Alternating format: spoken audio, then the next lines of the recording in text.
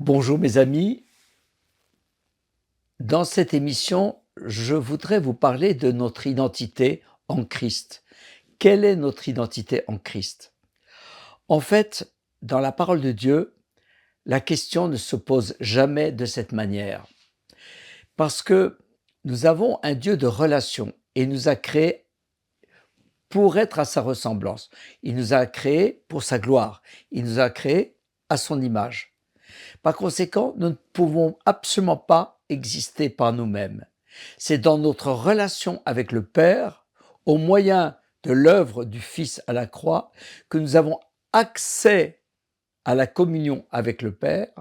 Et par cette communion, plus la communion grandit, plus nous avons une connaissance du Père, plus nous réalisons, nous avons la révélation par l'œuvre du Saint-Esprit en nous, vraiment de la valeur que nous sommes. À travers notre communion, je dirais même notre louange, notre adoration, nous entrons dans la présence du Père au moyen de l'œuvre du Saint-Esprit en nous, dans l'adoration, et nous apprenons à le connaître. C'est dans la relation avec le Père que nous avons la révélation combien nous sommes aimés, combien nous avons été aimés dès la fondation, avant même la fondation du monde. Donc notre identité grandit à la mesure de la révélation, de l'expérience du cœur du Père dans ma vie personnelle. Et cette expérience du cœur du Père me révèle à quel point je suis aimé, je suis pardonné, je suis précieux.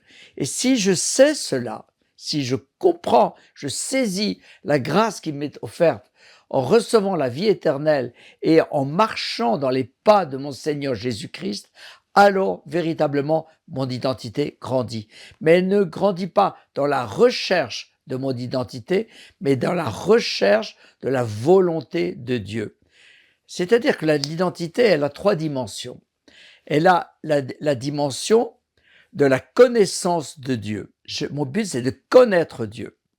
Et quand je connais Dieu, Philippiens 3,10, quand je connais Dieu, eh bien, j'apprends, j'ai la révélation de qui je suis.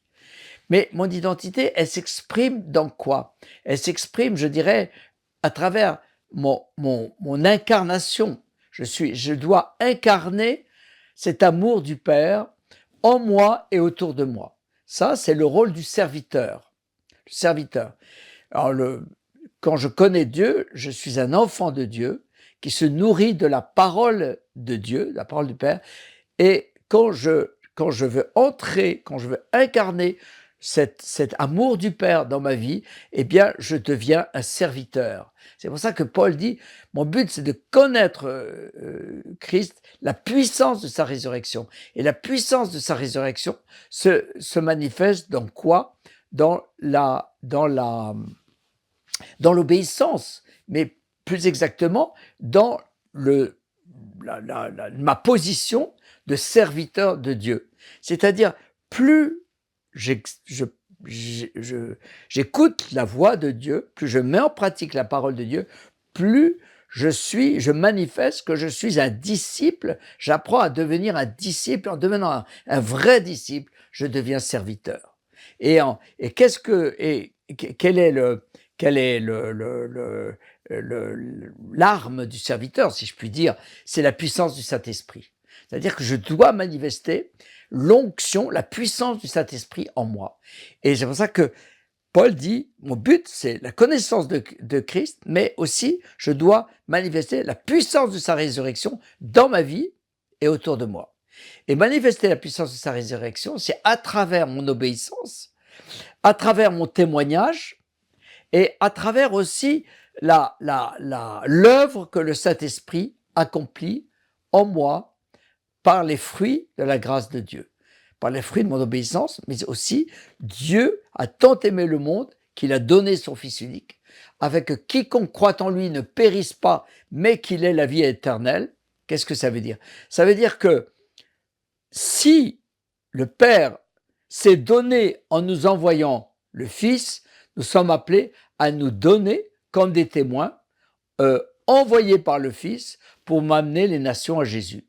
Et ça, c'est une dimension qui est essentielle en tant que serviteurs de Dieu, nous avons une responsabilité spirituelle, c'est amener les âmes à Christ. C'est amener véritablement les âmes à Christ. Et ça, là, qui je suis en Christ? Eh bien, c'est la connaissance du Père me révèle le fondement de mon identité à travers l'amour qu'il me porte, mais aussi cet amour qu'il me porte m'amène à, en communion avec le Père, à laisser l'œuvre du Saint-Esprit agir en moi, et par conséquent, je dois exercer les dons charismatiques qui sont décrits dans 1 Corinthiens 12 et 1 Corinthiens 14. Et je dois, en exerçant les dons, je dois manifester la gloire de Dieu. La puissance de la résurrection, c'est libérer la gloire de Dieu autour de nous. Et ça, c'est la deuxième dimension de mon identité en Christ, c'est manifester la puissance de sa résurrection. Mais il y a encore une autre dimension de l'identité en Christ. C'est la dimension de la souffrance. Hein? Et c'est pour ça que Paul écrit, mon but c'est connaître Christ, la puissance de sa résurrection et la communion à ses souffrances.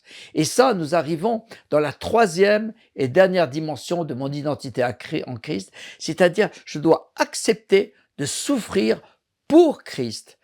Paul écrit dans Galates 2,19, « Je souffre des douleurs de l'enfantement jusqu'à que Christ soit formé en vous. » Je souffre des douleurs de l'enfantement. C'est-à-dire que ce soit dans le combat de l'intercession, des sueurs, que ce soit de l'intercession, que ce soit par la persécution, la souffrance nous conduit à, en quelque sorte, c'est comme si la souffrance nous amenait encore davantage, non plus dans seulement une identité, dans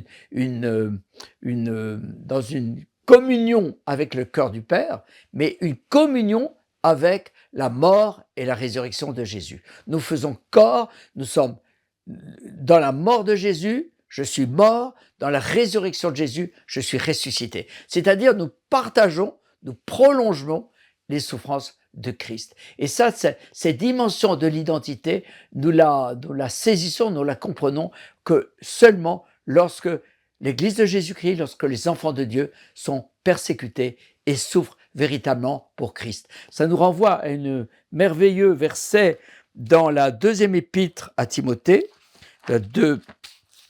au chapitre 2, que je vais vous lire. 2 Timothée 2, les versets 11 et 12. « Cette parole est certaine, si nous sommes morts avec lui, nous vivrons aussi avec lui. » C'est-à-dire que si nous sommes morts avec lui, nous vivrons avec lui. Ça signifie que si nous acceptons de mourir à nous-mêmes, à marcher par l'esprit, à renoncer à la chair, nous manifesterons la vie éternelle. Si nous persévérons, mais dans le texte grec, c'est plus exactement, si nous acceptons, dans la persévérance, il y a une souffrance. De souffrir, nous régnerons aussi avec lui. Mon identité avec Christ ne m'amène non pas seulement à la révélation du cœur du Père pour moi, mais aussi à manifester ce règne par anticipation en libérant la gloire de Dieu dans notre vie. Eh bien, bien-aimés, persévérons pour que nous apprenions à croître de gloire en gloire à la ressemblance de Christ. Amen.